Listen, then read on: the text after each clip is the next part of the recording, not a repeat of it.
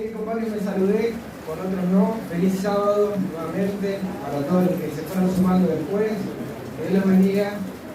A la mañana me tocó hablar con los adultos y ahora se sé que estamos todos y eso la verdad que es una felicidad enorme. El tema de hoy, espero que...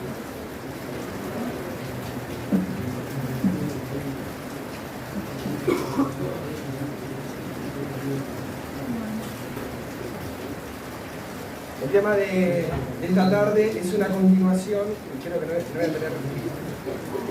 Es una continuación del tema de la mañana, donde hablamos acerca de nuestro Dios. Si usted tiene acá un conflicto, para que se sostenga. Ahí. Gracias, mi hermano. Ahí creo que se sostenga. Y el tema tenía que ver con el versículo 8 de Salmos 34 que decía: gustad y ved que Dios es bueno. Qué bueno es Jehová. Y vimos que Dios es tan bueno, que a diferencia de nosotros que siendo malos damos buenas dádivas a nuestros hijos, Dios lo hace por nosotros. Da buenas cosas. Decía el libro de, ¿recuerdan ustedes? El libro de Mateo capítulo 7, verso 11. Y veíamos que en Lucas capítulo 11, verso 13, hablaba de su santo. Y quedamos con esa pregunta ahí picando en el aire con respecto a la promesa del santo. ¿Sí? ¿Por qué? Podríamos decir, ¿y desde cuándo está disponible esa promesa? La sobremesa estuvimos charlando con los hermanos sobre este tema. Y es un tema que deseamos cada uno como cristianos. El libro de Joel, Antiguo Testamento, libro de Joel, un libro pequeñito. Joel capítulo 2, verso 28, dice así. Joel 2, 28. Voy a leer varios pasajes. Sé que todos me van a querer sí con la lectura y lo voy a esperar. ¿Sí? Pero si no llegan, no se hagan problema, anótenlo, escúchenlo y anótenlo para leerlo después. ¿Sí? Díganme, ¿se escucha mi voz de atrás? ¿Se escucha bien? Bueno, Joel 2, 28 dice: y será que después de esto derramaré mi espíritu sobre toda carne, y profetizarán vuestros hijos y vuestras hijas. Vuestros viejos soñarán sueños, su versión dice ancianos, ¿verdad? Y vuestros mancebos, o vuestros jóvenes, verán visiones. Me quiero que este es un tema también para jóvenes. Así que habla de los dos. Ancianos y jóvenes van a recibir el Santo Espíritu de Dios. Nos lo dice la palabra. Verso 28 y 29 dice, y aún también sobre los siervos, y no es un mensaje solo para los hombres, porque dice, y sobre las siervas derramaré mi espíritu en aquellos días. Amén. ¿Desde cuándo está disponible? Esta promesa es lo que estamos esperando como cristianos. Es una promesa que si uno lee el contexto, si lee el versículo siguiente, verso 30, habla de los tiempos finales, ¿verdad? El versículo 30 de Joel 2. ¿Me siguen todos? ¿Están leyendo su Biblia? Joel 2:30, ¿qué dice? Y la lepra discos en los cielos y en la tierra, sangre, fuego, columnas de humo. Verso 31, el sol se tornará en tinieblas y la luna en sangre, antes que venga el día grande y espantoso de todo. Nos dice esto en relación a que es un mensaje antes de que Cristo venga a buscarnos, ¿verdad? ¿Estamos todos de acuerdo? Estamos de acuerdo que para los tiempos finales, de que hay ciertas cosas acá que no han ocurrido. El apóstol Pedro lo cita en Hechos capítulo 2 y da un cumplimiento parcial de su tiempo, pero hay elementos de la profecía que aún no han alcanzado su cumplimiento, y quiere decirnos que aún esta promesa sigue vigente para nuestros días, ¿lo creemos? Amén. Entonces, ¿desde cuándo está disponible? Hay varias maneras de ver esto, ¿sí? Hay quienes entienden el Evangelio en distintas dispensaciones, y está bien que lo entienda así. Yo no voy a discutir con quien piense de una manera o de otra. Lo que me interesa es que podamos charlar con la Biblia y poder hablar con lo que está en la palabra de Dios. La palabra de Dios nos dice una cosa, sin embargo, como cristianos apelamos a distintas formas y metáforas para poder explicarlo, ¿sí? Por ejemplo, hay quienes entienden que en el Antiguo Testamento habló el Padre. Después vino el Hijo en el Nuevo Testamento, y luego de que el Hijo se fue a los cielos, vino el Espíritu Santo. Y hay también quienes entienden el tema de los pactos, ¿sí? Como un antiguo y un nuevo. Un antiguo antes de Cristo y un nuevo después de Cristo. No los quiero convencer de algo contrario si ustedes lo entienden así. Lo que me interesa es que a la luz de lo que vimos a la mañana y a lo que ustedes, el Señor les vaya mostrando en la Escritura, podamos ir creciendo en este entendimiento. El libro de Hebreos, capítulo 8, a la mañana leímos algunos versos del capítulo 8. El versículo 10 al 12 del capítulo 8 dice: por lo cual este es el pacto que ordenaré a la casa de Israel. Después de aquellos días, dice el Señor, daré mis leyes en el alma de ellos, y sobre el corazón de ellos las escribiré, y seré a ellos por Dios, y ellos me serán a mí por pueblo. Todo lo que Dios quiere hacer en nuestra vida es el pacto de Dios. Ser cristiano es muy fácil, su carga es ligera, ¿sí? Pero nos han enseñado de que hay que hacer algo, o hay que hacer algo, y sin embargo, el pacto de Dios es lo que Dios quiere hacer. ¿En dónde? En nuestro corazón y en nuestra mente. Es lo que Dios quiere para nosotros. Y ninguno enseñará a su prójimo, ninguno a su hermano, diciendo: conoce al Señor. ¿Por qué? Porque todos me conocerán. ¿Y por qué todos le conoceremos?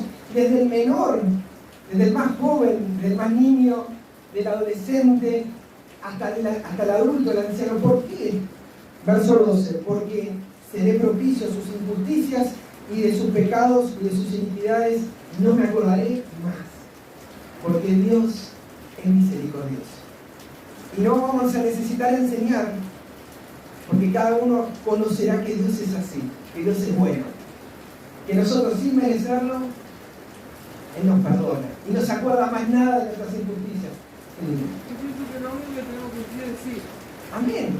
Creer que es así, y aceptar y creer en Él. Esta misma promesa aparece de otra manera en el libro de Ezequiel, Ezequiel capítulo 36. Ezequiel 36, del 26 al 27. Ezequiel 36, del 26 al 27, que dice: y os daré corazón nuevo, y pondré espíritu nuevo dentro de vosotros, y quitaré de vuestra carne el corazón de piedra, y os daré corazón de carne.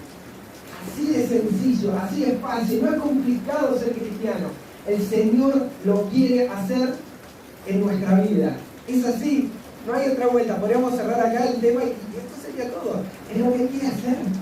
Verso 27. ¿Y qué va a hacer cuando lo haga? Y pondré dentro de vosotros mi espíritu. ¿Para qué?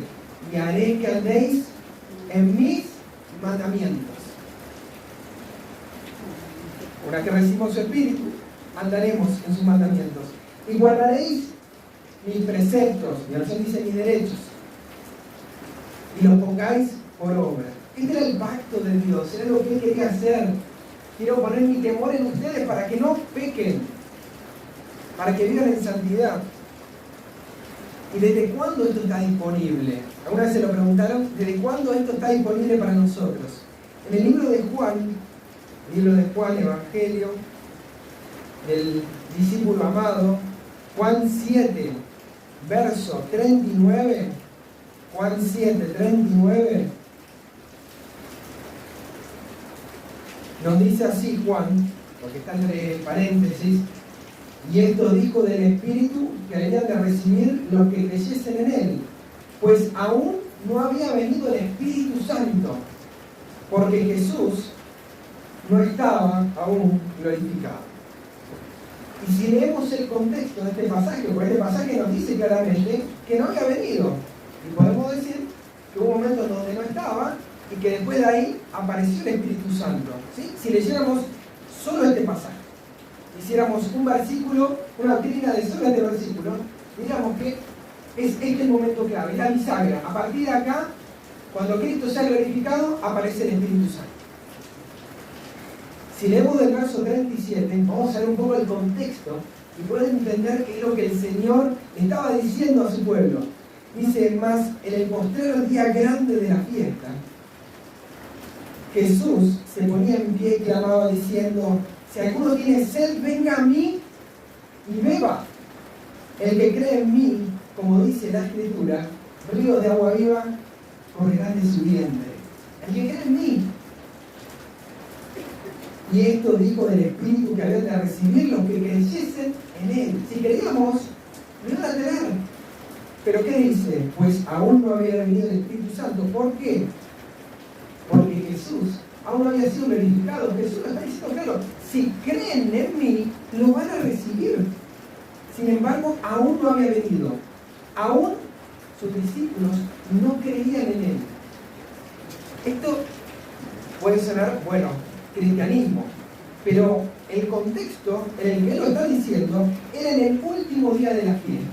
Si ven el contexto de la historia, van a encontrar que habla de la fiesta de los tabernáculos, o la fiesta de las cabañas, o la fiesta de Sucot, ¿sí? Que es lo mismo. Séptimo mes del calendario hebreo, del día 15 al día 22, había un gran congreso, un gran encuentro para los hijos de Dios, ¿sí? Esto estaba reglamentado, ordenado en Levítico 23, entre tantas otras ordenanzas, la ordenanza de que ellos 3 veces al año debían congregarse en Israel. Y en esa tercera fiesta, la última fiesta de cabañas, en el 8º día, en ese día sábado, en ese día especial, se levanta Jesús y dice eso. Quiero compartir una cita de un libro que me gusta mucho, que habla acerca de Jesús, en donde desarrolla un poquito más esto que acabamos de leer. Dice así, que la fiesta de las cabañas era la reunión final del año. Dios quería que en esta ocasión el pueblo reflexionase en su bondad y misericordia. ¿Por qué? Porque ellos a lo largo de todo el año cosecharon, sembraron, y por ahí el momento de la cosecha, el momento de recoger los frutos. Gracias, Padre. Y se acercaban todos a Jerusalén para agradecer por los frutos. Pero no solo por eso, también nos dice que era un momento donde también agradecían, ¿sí? Era en memoria del cuidado protector de Dios sobre Israel en el desierto. Ellos agradecían que durante 40 años que vivían en carpitas en el desierto, 40 años, sin paredes, sin una ducha como la tenemos hoy en nuestra casa. Me preguntaban qué se siente 2 meses andar viviendo de casa en casa. Pensemos 40 años. ¿No, Juan? 40 años viviendo así. Y sin embargo, no les faltó nada, ni la sandalia se le gastó, nada, ni la ropa se envejeció, nada. Entonces ellos recordaban cómo Dios los había cuidado en ese momento. Dice que en esa fiesta ocurría algo especial. Sí, ustedes pueden buscar historiadores hasta cristianos que hablan con respecto a esto. Edersheim y demás. Y dice, por la noche, el templo y su atrio resplandecían de luz artificial. Había música, había palmas, había una fiesta inmensa. Pero la ceremonia más impresionante, dice el autor de este libro, más impresionante de la fiesta, la que causaba el mayor regocijo, era una conmemoración de cierto acontecimiento de la estada en el desierto. Un momento en particular. Dice que comenzaba el día 8º y al alba, al despertar, los sacerdotes emitían una larga y aguda nota con sus trompetas de plata. Y las trompetas contestaban. así como los alegres gritos del pueblo desde sus cabañas. Después, dice que el sacerdote venía, agarraba, dice, sacaba de las aguas del Cedrón un cántaro de agua y alzándolo en alto resonaban las trompetas, ¿sí? Y el pueblo cantaba: nuestros pies estuvieron en tus puertas, oh Jerusalén. Él llevaba este cántaro al altar, ¿sí? Que ocupaba una posición central en el atrio de los sacerdotes. Allí había dos palangana de plata, con un sacerdote de pie al lado de cada una. El cántaro de agua era derramado en una, y el cántaro de vino era derramado en otra, ¿sí? Como conductos. Entonces imaginarán por qué el cántaro de agua y el cántaro de vino, que es lo que sale de Cristo cuando lo clava en la cruz, que tiene que ver con sus dos naturalezas, la humana y la divina. Estaba representando eso. Y fluían, dice, desde el Cedrón, por un caño, desde el Cedrón lo conducía hasta el mar muerto. La presentación del agua representaba la fuente que a la orden de Dios había brotado de la roca, Éxodo, ¿verdad? Para aplacar la sed de los hijos de Dios. Entonces repercutían cantos, porque mi fortaleza y mi canción es: Jehová, sacaréis agua con gozo de los fuentes de la salud. Día tras día la gente, ¿sí?, se enseñaba a la gente hasta el último día. Y en ese día Jesús alzó la voz en tono que repercutió, dice, por los atrios del templo. Se escuchó por todos lados. No necesitaba micrófono como yo. Entonces su voz se escuchó por todos lados. Y él dijo: si alguno tiene sed, venga a mí y beba. El que cree en mí, como dice la Escritura, ríos de agua viva correrán de su vientre.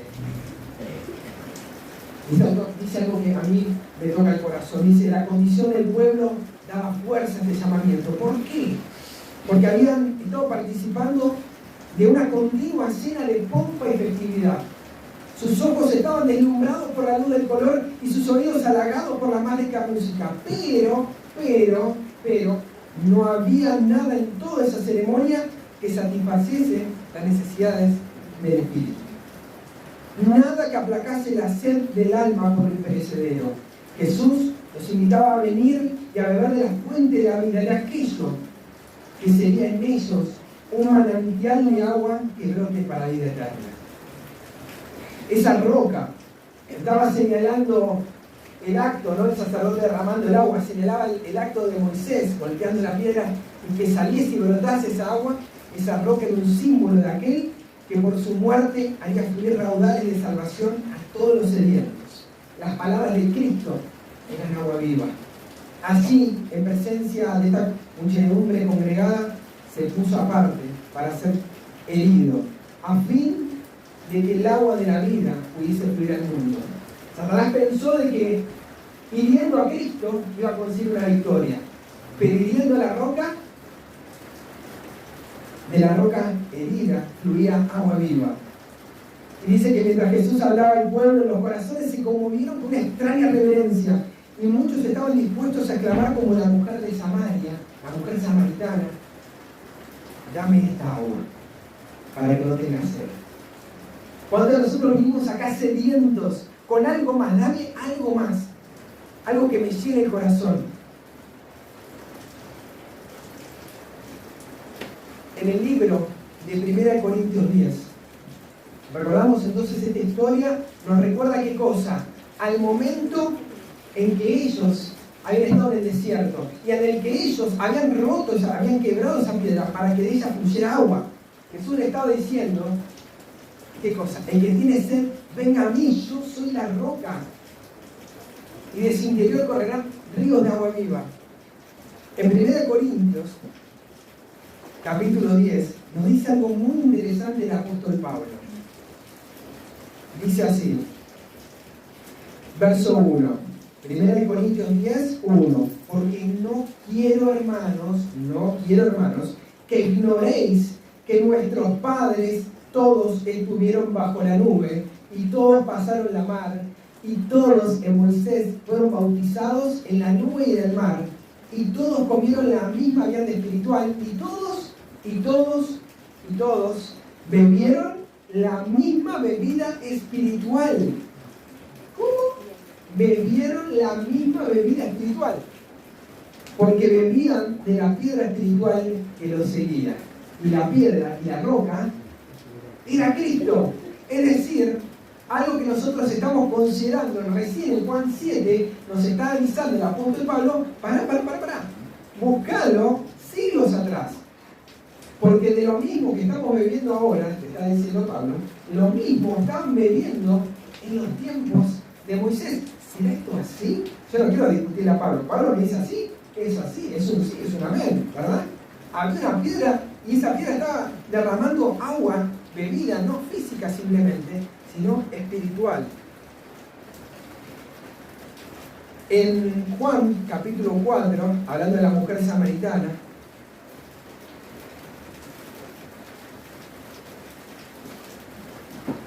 nos dice algo muy importante a tener en cuenta. Juan 4, 9 y 10. Dice que la mujer samaritana le dice: como tú, siendo judío, me pides a mí de beber, que soy mujer samaritana. ¿Por qué? Porque los judíos no se tratan con los samaritanos. Verso 10. Respondió Jesús y le dijo: si conocieses el don de Dios y quién es el que te dice dame de beber, ¿qué harías vos? Tú le pedirías de él. ¿Y él qué haría? Él esperaría hasta el día en que ese momento sucedería. ¿Eso dice? Si le pedimos, ¿qué va a hacer él? Él te lo da. Él te daría agua viva. ¿Por qué esto no sucedió en el pasado? Veamos si sucedió. Zacarías, libro de Zacarías, Antiguo Testamento. Y vamos a meter un poco allí. Zacarías, capítulo 7. Zacarías, capítulo 7, Antiguo Testamento. Antes de Mateo, antes de Miqueas. Mateo 7, 11 dice: Zacarías, gracias. Me sé pasar. Zacarías 7, 11. Empero no quisieron escuchar. Antes dieron hombro revelado y agravaron su oído para no oír. Y pusieron su corazón como diamante, una piedra, para no oír la ley ni las palabras que Jehová de los ejércitos enviaba. ¿Por quién? Por su espíritu, por mano de los profetas primero. Fue, por tanto, hecho grande castigo por Jehová de los ejércitos. ¿Por qué es que no lo recibieron en los tiempos antiguos? El espíritu, nos aclara Zacarías, no quisieron oír. ¿Por qué? Porque agravaron su oído para no oír. Éxodo 19 dice: si oyeres mi voz y guardares mi pacto, yo os haré un pueblo de sacerdotes y gente santa. Si oímos y retenemos su palabra, Él va a hacer eso en nuestra vida. ¿Qué dice el pueblo? Corazón de piedra. No quiero escuchar lo que dice Dios. Quiero proponerle a Dios tal vez algunas buenas soluciones, alguna idea para mi vida. Pero, ¿qué es lo que no estaban escuchando? No solamente la ley, no solamente las palabras, sino la ley y las palabras que enviaba por su espíritu. El espíritu ya estaba siendo enviado en los antiguos.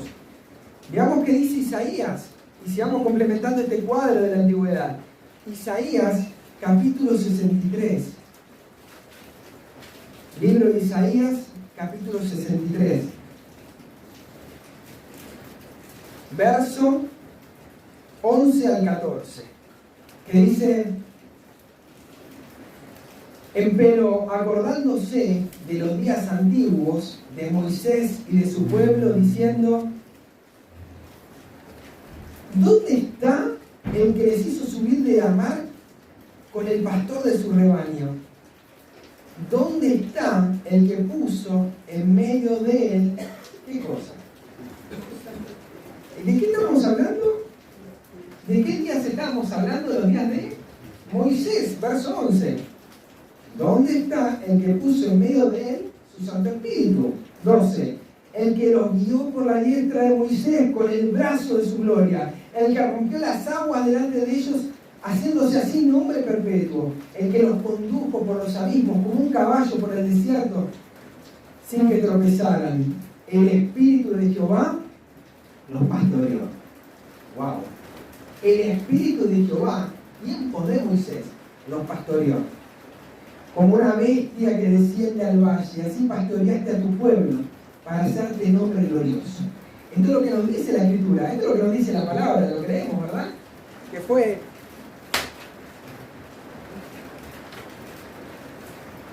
Sigamos leyendo un poquito más. Nehemías, libro de Nehemías. Libro de Nehemías.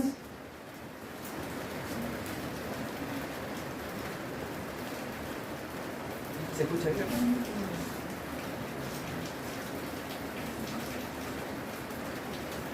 Libro de Nehemías, capítulo 9, versos 18 al 20. Nos dice, además, cuando hicieron para sí becerro de fundición y dijeron, este es tu Dios que te hizo subir de Egipto, y cometieron grandes abominaciones, Números 9, 18 y el 19, tú, Nehemías, dije, ¿números o Nehemías? Números. Es Nehemías. Nehemías, capítulo 9, verso 18 al 20. Es para ver si están atentos. Nehemías 9, 19. Tú con todo, por tus muchas misericordias, no los abandonaste en el desierto. La columna de nube no se apartó de ellos de día para guiarlos por el camino, ni la columna de fuego de noche para alumbrarles el camino por el cual habían de ir. Verso 20 de Nehemías 9. Diste y diste tu espíritu bueno, ¿para qué? Para enseñarnos. Y no retiraste tu maná de su boca, y agua le diste en su sed. Qué precioso pasaje. Nos habla de que esta promesa ya estaba en el pasado. Nos habla de que ya en el antiguo Moisés había recibido su Santo Espíritu. Creemos lo que está escrito en la palabra, ¿verdad? Nehemías 9:20, creemos que dice que Él le dio su Espíritu bueno para enseñarlos. Y no retiraste el maná, y agua le diste en su sed. En Ageo, libro chiquitito si los hay, no me voy a confundir ahora, Ageo, capítulo 2. Ageo, capítulo 2.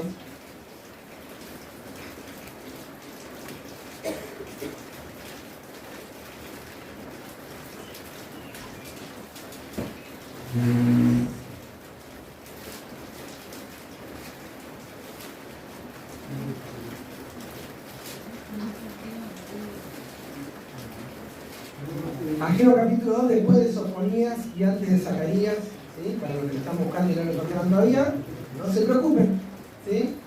No es una virtud ni nada por el estilo, todos estamos para aprender. Ageo capítulo 2, verso 5 dice, según el pacto que concerté con vosotros a vuestra salida de Egipto, así mi espíritu estará en medio de vosotros.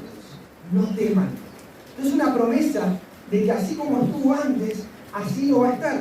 Y escuchen bien, porque así dice Jehová de los ejércitos, de aquí a poco habrán hecho temblar los cielos y la tierra, y la mar y la seca. Haré temblar a toda la gente, ¿sí? Y vendrá el deseado de todas las gentes. Y henchirá esta casa de su gloria, ha dicho Jehová de los ejércitos. Mía es la plata, y mío es el oro, dice Jehová de los ejércitos. Verso 9, la gloria de aquella casa postrera será mayor que la primera, ha dicho Jehová de los ejércitos. Y daré paz en este lugar, dice Jehová de los ejércitos. Es decir, ya nos está hablando de una profecía, que así como dio su Santo Espíritu para enseñarles a Moisés, lo daría ahora cuando apareciera el deseado de todas las gentes. ¿Quién es? Es Cristo, ¿verdad? Quiere decir que cuando Él viniese, llenaría su casa de una gloria mayor. Pero ¿por qué esto no les benefició a los antiguos? ¿Por qué no tenemos historias de fe como el libro de Hechos? ¿O sí? Pero ¿por qué en principio, sí? ¿Por qué no tenemos las mismas historias en el libro de Hechos que con el libro de Éxodo, la salida de Egipto? En el libro de Hebreos, capítulo 4, libro de Hebreos, la carta del apóstol Pablo a los Hebreos, en el capítulo 4, verso 1 y 2, Hebreos 4, 1 y 2, dice: temamos pues que quedando aún la promesa de entrar en su reposo, parezca alguno de vosotros haberse apartado. Verso 2: porque también a vosotros se nos ha evangelizado como a ellos. Su versión dice: se le ha dado la misma buena nueva a ellos que a nosotros. El mismo evangelio se le dio a los antiguos como a nosotros. Uno puede decir, pero ¿cómo? ¿No es que hay dos, el Nuevo y el Antiguo Testamento? El apóstol Pablo dice: el mismo evangelio se le dio a los antiguos, a los hebreos, como a los cristianos. Nosotros después dividimos las cosas, pero se le dio lo mismo. Ahora, él dice: ¿por qué no les aprovechó? Mas no les aprovechó el oír la palabra, el oír esta buena nueva, el oír este evangelio. ¿Por qué?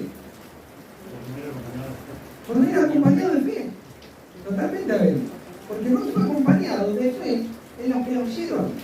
El mismo evangelio, distintos resultados. ¿Qué es lo que hizo la diferencia? Oír.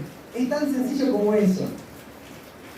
Es práctico esto, es concreto. No está hablando acá de cosas complejas, cosas estrambólicas. Estamos hablando de escuchar. Es una situación pasiva en la que uno está prestando atención a lo que el otro dice.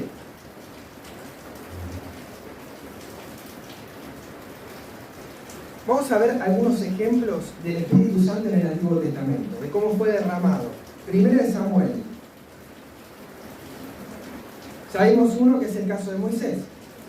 Primera de Samuel, capítulo 10.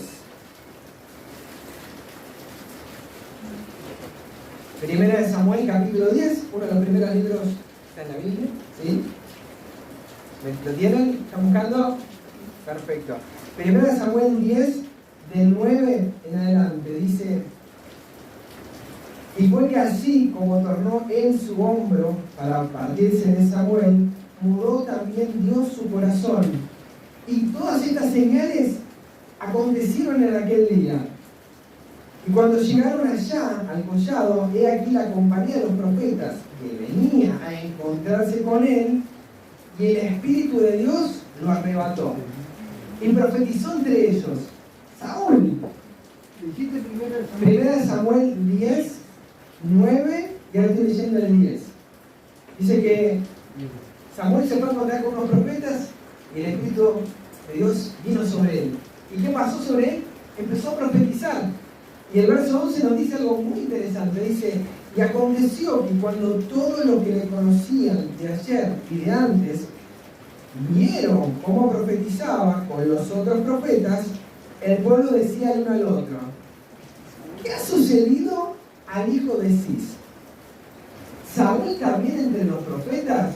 Y acá hay dos cosas interesantes para meditar. Una, que el Espíritu Santo, la presencia de Dios, Cristo mismo, se estaba manifestando en Saúl en el Antiguo Testamento.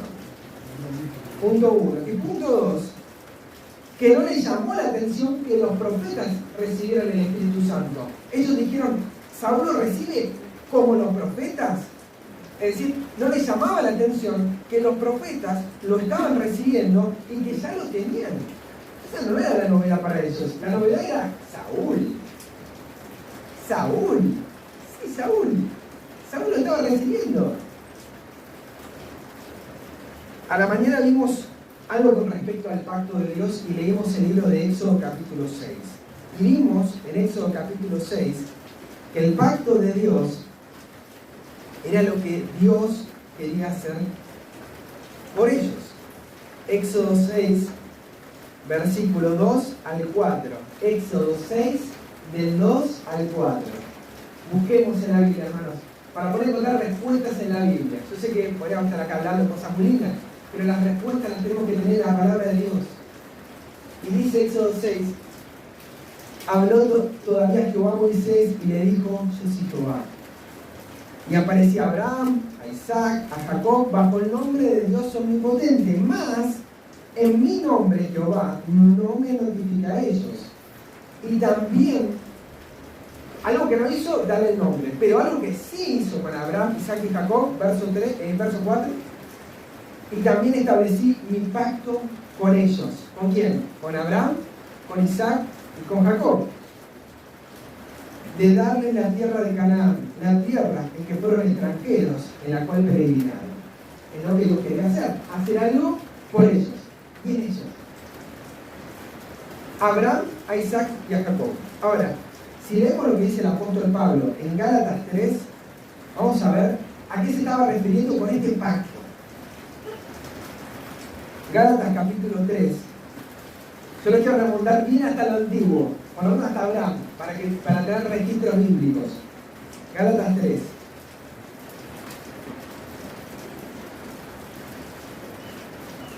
Verso 14. Dice Gálatas 3, peligro chiquitito, después de Corintios, ¿sí? Gálatas 3, 14, dice, para que la bendición de Abraham fuese sobre los gentiles en Cristo Jesús. ¿Para qué? Para que por la fe recibiésemos la promesa del Espíritu. La bendición, el pacto que Dios tenía con Abraham, era que por medio de él, ellos recibiesen ¿qué cosa? Su espíritu. Algo tan antiguo, lo podemos ir tan atrás en la historia, y el deseo de Dios era ese, que reciban su presencia. ¿Por qué Dios retira su presencia? ¿Por qué Dios la aleja de nuestra vida? ¿Por qué la aleja del mundo? Remontémonos al primer momento donde esto sucedió. En Génesis capítulo 6, conocemos todos la historia del diluvio, Génesis capítulo 6.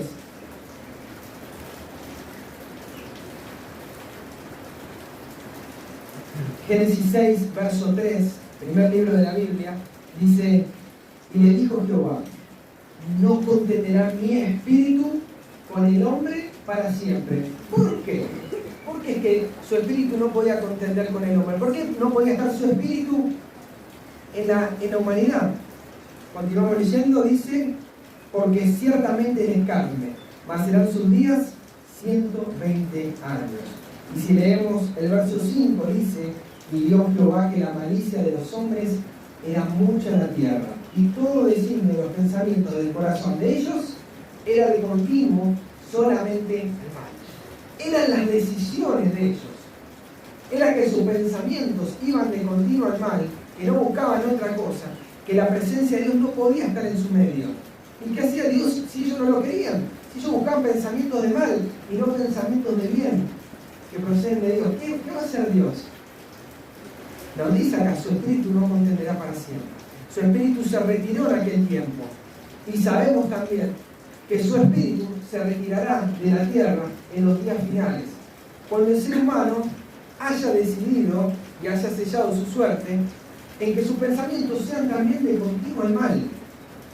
Dios no fuerza a nadie a tener su presencia. Él está a la puerta y llama. Cristo está ahí. Pero si nosotros no queremos abrirle la puerta de nuestro corazón, Cristo también, en ese amor inmenso que nos tiene y en esa misericordia inmensa, no nos fuerza a tomar otra decisión. No nos va a forzar a que lo amemos. No nos va a forzar a que recibamos su espíritu. Él nos va a dejar a los deseos de nuestro corazón. Eso dice Romanos capítulo 1, que como el hombre cambió la gloria de Dios por la gloria del hombre, Dios nos entregó. Y podemos ver a todo lo que nos entrega, a pasiones malsanas, a cosas que hoy la sociedad está acostumbrada, ¿sí? Desde todo tipo, cualquier tipo de perversidad, no quiero ni mencionar ninguna. Lean Romanos capítulo 1 y se van a dar cuenta de lo que hablo. Todas esas perversidades surgen del corazón del que dice, no me interesa Dios, yo no quiero que esté en mi vida. Las consecuencias de eso son las consecuencias de nuestras acciones. Es el resultado de nuestra maldad. Y es esa maldad la que nos está destruyendo. Estamos peleando con Dios. Dios, ¿por qué haces esto en mi vida? Pero en realidad no nos estamos dando cuenta de que es el resultado de lo que nosotros decidimos. Si nosotros elegimos eso, vamos a cosechar eso. Gálatas 6 dice, que no puede ser engañado. Lo que el hombre segare, eso también. Lo que me sembrar, eso también segará. Si no vamos a cegar y cegar dos veces. Lo que el hombre sembrare, eso va a cegar. El que siembra para la carne, ¿sí? Y el que siembra para el espíritu, vida eterna. Cada uno está eligiendo hoy. Cada uno de nosotros estamos eligiendo. ¿Y qué con respecto a esto? En Joel 2:28 nos dice que el Espíritu va a venir en los otros días. Es una promesa de que lo vamos a recibir jóvenes y ancianos. No hay una edad, no es que hay que tener algún título universitario o ser cristiano como el amigo que es más bueno. Está hablando de eso en la Escritura. Estoy diciendo de que es una promesa, que es una realidad para los que creen. De que va a venir, si nosotros aceptamos el llamado de Cristo golpeando nuestras puertas, Él va a venir. Y dice que va a venir como la lluvia. Hay un hermano muy querido que ahora descansa en el Señor, el hermano Adrián Alonso, que algunos tuvieron el privilegio de conocer. Y él, me acuerdo que nos juntábamos en la casa a estudiar, y él decía, pues siempre nos juntábamos en la casa, llovía. Y él decía, cuando un hebreo estaba en la casa y llovía, ¿qué no podía hacer? No podía labrar, no podía trabajar. Y era un momento en que aprovechaban para estudiar la palabra. Por eso que las bendiciones que se derraman sobre la tierra en lluvia física, también era una bendición para la familia de quedarse en la casa. Y decía, oh, fíjate, está lloviendo a cántaro con trueno, pero era una bendición porque le sacaba de la cabeza, decía, ¿no?, la actividad agrícola, laboral, y lo concentraba ese momentito para estudiar en la casa. Para decir, vamos a leer la Biblia, vamos a concentrarnos en buscar a Dios, y que Él haga los frutos, ¿sí? Que Él derrame la lluvia, y que la derrame en nuestra vida. Él lo prometió, Joel 2:23, que va a venir a nosotros como una lluvia temprana y tardía. Ahora, hay una ley, que la estoy mencionando con algunos hermanos, hay una ley que es invariable. Está en Romanos 5:20. Romanos 5:20.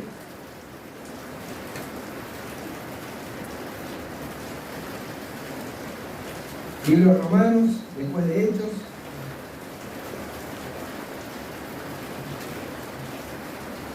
Romanos 5:20 dice, la ley empero entró para que el pecado creciese, o para que el pecado abundase, dice su versión, ¿verdad? Mas cuando el pecado abundó o creció, sobreabundó la gracia. Esto es una ley invariable. Dios nos da su palabra, nos da su ley, con un objetivo, de que el pecado abunde, de que salte y florezca toda la maldad que hay en nuestro corazón. No es el objetivo de Dios castigarnos con eso, es mostrarnos el espejo, la suciedad que tenemos. Pero el objetivo de Dios, al mostrarnos su ley y que abunde el pecado, es que sobreabunde la gracia, que podamos correr a Dios en búsqueda de misericordia. Y ningún pecado, dice, todo pecado, el pasaje de, pues estaba hablando recién con la hermana acerca del pecado contra el Espíritu Santo. Todo pecado va a ser perdonado, salvo el pecado contra el Espíritu Santo, ¿verdad? Todo pecado es perdonado, salvo rechazar la voz divina que nos llama a buscar misericordia. Nos presenta su palabra con el único objetivo de que busquemos compasión en Dios, de que busquemos misericordia, de que busquemos gracia. Ese es el único objetivo de Dios.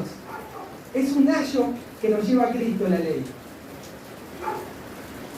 Esto sucedió en Sinaí. Dios les presenta su ley, vimos a la mañana, para que ellos busquen el temor de Dios y que su palabra se grabe en su corazón, para que no pequen, para que Cristo viva en ellos.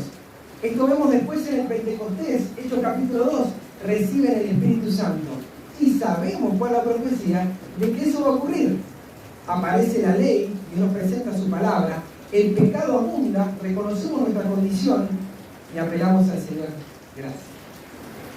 El Señor que nos va a decir, como a la mujer que fue encontrada en adulterio, ni yo te condeno. Vete y no peques más. Y Señor, ¿cómo peco? ¿Cómo no peco más? Si permanecieres en mí, ¿sí? El secreto está en permanecer en Cristo, para dar buenos frutos, para no pecar. Vimos a la mañana, bueno, un pasaje más de acá del apóstol Pablo en Gálatas, capítulo 3, y ya voy cerrando con algunos pasajes que me gustaría reflexionar con ustedes. Gálatas capítulo 3 nos dice el apóstol Pablo.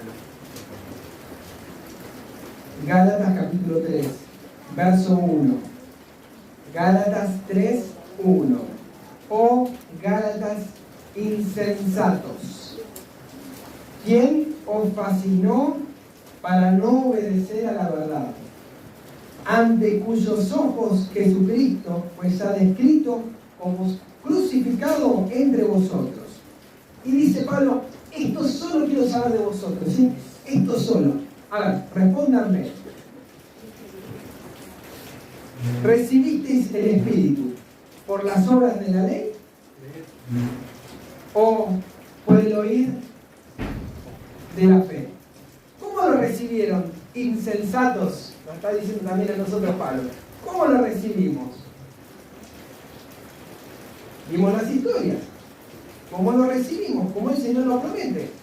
Verso 3. Tan necios sois, habiendo comenzado por el Espíritu, habiendo escuchado, ahora os perfeccionáis por la carne. Tantas cosas habéis padecido en vano. Sí, empero hermano. Verso 5. Aquel pues que os daba el Espíritu y obraba maravillas entre vosotros, las hacía por las obras de la ley o por el oír de la fe. ¿Cómo llegó? ¿Cómo llegó a nuestras vidas? ¿Habiendo hecho algo o habiendo escuchado y creído?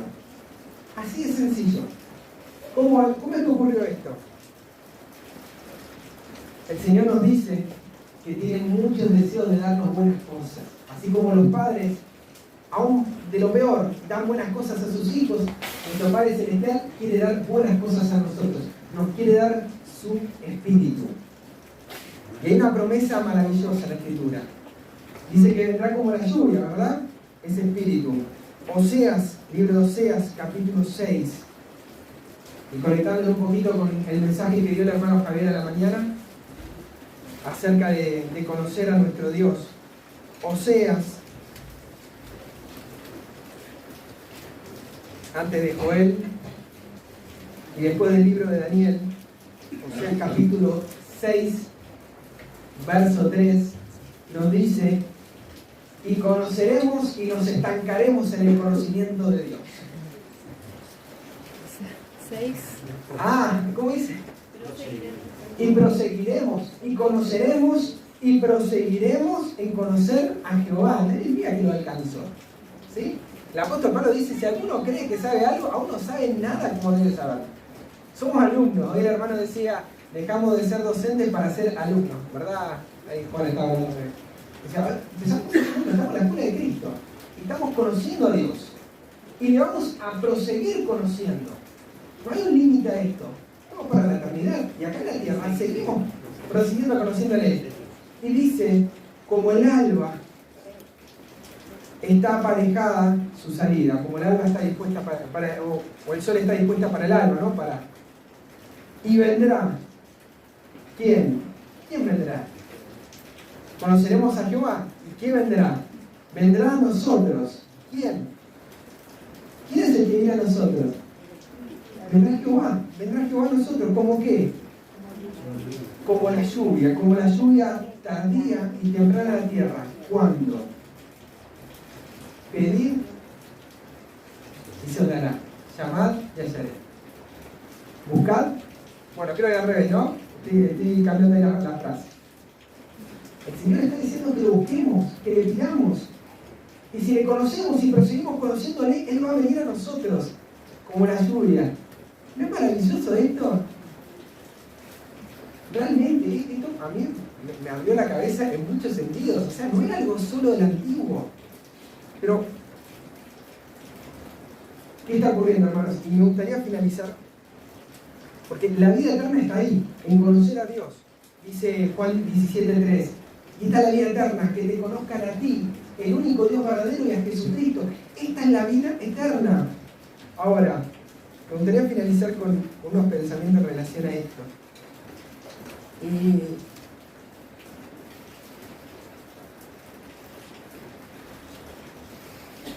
que nos hacen pensar mucho respecto a ese Dios que tenemos. ¿Está reteniendo su promesa porque Él es arbitrario o somos nosotros los que lo estamos frenando porque no escuchamos con fe? Dice una cita que fue inspirada, ¿sí? Porque la verdad que de otra manera no podría ser. Debiéramos orar tan fervientemente por el descenso del Espíritu Santo como los discípulos oraron en el día del Pentecostés. Si ellos lo necesitaban en aquel entonces, nosotros necesitamos más hoy en día. Y sí, porque si el pecado abunda, imagínense, si en ese momento había pecado, ¿cuánto más hoy? Más presentación de la luz, más luz. Esa luz va creciendo, esa luz hace que abunde más pecado, pero también hace que abunde más gracia. El descenso, otro pensamiento, el descenso del Espíritu Santo sobre la iglesia es esperado como si se tratara de un asunto lejano, como si se tratara de un asunto futuro, pero es el privilegio de la iglesia tenerlo ahora mismo. Este es el momento. Buscadlo, orar por Él, creer en Él. Debemos tenerlo. Y el cielo está esperando concederlo. Entonces está esperando verlo. Nosotros le estamos cerrando la puerta para recibir esa bendición. Pero Dios está dispuesto, así como hace llover sobre justos e injustos. Dios está esperando que se lo pidamos. Si vemos hoy la bendición física de la lluvia, ¿cuánto más el Señor nos pide darnos esa lluvia espiritual? Nos pide darnos su presencia en nuestra vida, venir Él a morar en nuestro corazón. La medida del Espíritu que recibamos estará en proporción a la medida de nuestro deseo de recibirlo y de la fe que ejerzamos para ello y del uso que hagamos de la luz y del conocimiento que se nos dé. Jesús les dijo: el que viene a mí, yo le daré. El que cree en mí, yo le daré agua. ¿Estamos creyendo en Él o estamos esperando algo? No estamos suficientemente dispuestos. Esta me parece impresionante esta frase. No estamos suficientemente dispuestos a importunar al Señor con nuestras peticiones y pedirle el don del Espíritu Santo.